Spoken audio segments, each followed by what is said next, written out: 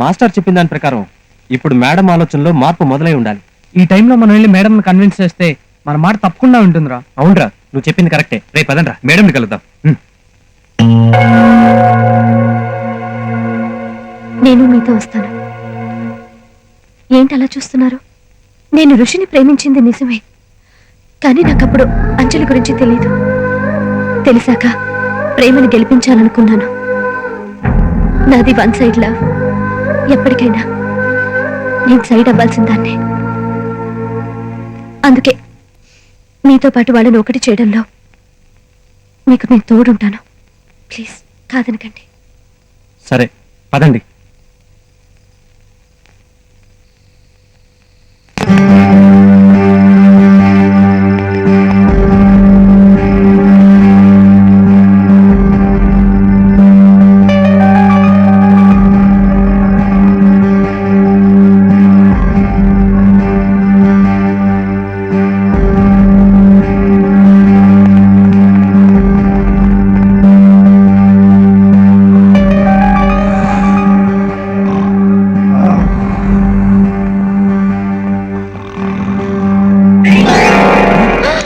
ఏంటమ్మా, నా పెళ్లికి వచ్చారా?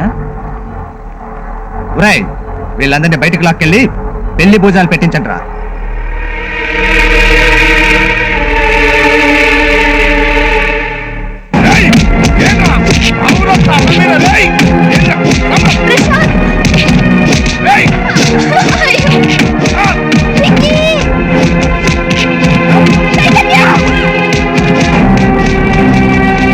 అరవండి రా, మీ మాస్టర్కి వినిపించేలా అరవండి.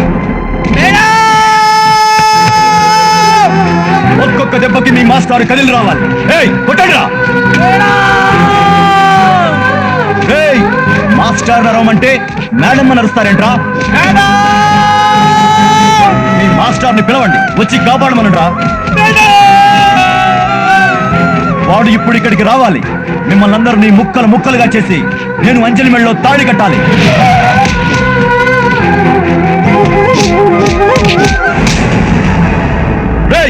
వాడిని కూడా వేసేయండి.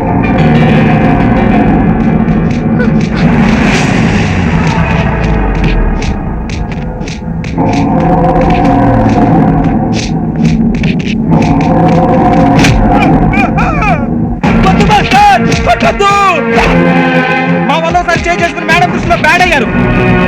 అవును సార్, మీరు మళ్ళీ చేంజ్ చేసుకోవడానికి వీల్లేదు. మీరు మళ్ళీ చేంజ్ చేసుకుంటే మేమందరం చచ్చినంత ఒట్టే సార్.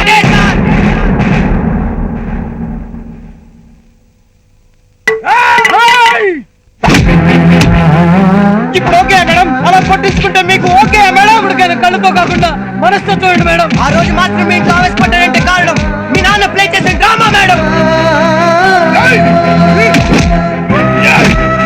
ఆ రోజు నడిరోడ్డు మీద రౌడీలు కొట్టింది కూడా మా ప్రాణాలు కాపాడడం కోసమే మేడం. ఇవన్నీ మీకు అనవసరం. కొట్టనివ్వండి, కాళ్ళు చేతులు విరిచేయండి, మమ్మల్ని మాస్టర్ని ఇక్కడ సమాధి కానివ్వండి. కొట్టండి రా, చంపేయండి రా, చంపేయండి.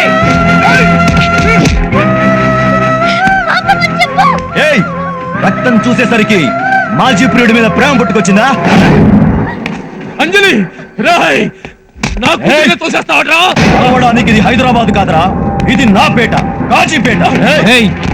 నా తమ్ముడు రా, రారా.